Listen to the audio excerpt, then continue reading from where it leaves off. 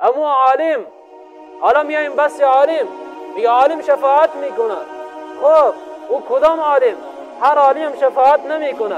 عالمی که به الله تعالی لبیک گفته و به دستوراتی از او عمل کرده، بری قرآن عمل کرده، قرآن فهمیده و بری مردم رسانده، او عالم الله تعالی دوست داره و در روز قیامت بری از او میگه که تو حالا بیا شفاعت کو، بستگانت بیا شفاعت کو، دوستانت بیا شفاعت کو. میگن 70 تا، بس درست است، بیا شفاعت کو. شفاعت یا حالا اجازه است برای تو. در دنیا چیکار کردی؟ بری مردم رساند حکم دین. عالم کی را میگه؟ حکم الله تعالی را بفهمه. عالم فقط مولوی سے گفته نمیشه که بیا در سر منبر بشینه 4 تا کلمه بری مردم میگه خب این عالم سی، بس این عالم نمیگه. حتی ما و شما میتونیم عالم شویم، هر کدامی از ما و شما میتونیم عالم شویم، هر فردی از ما و شما.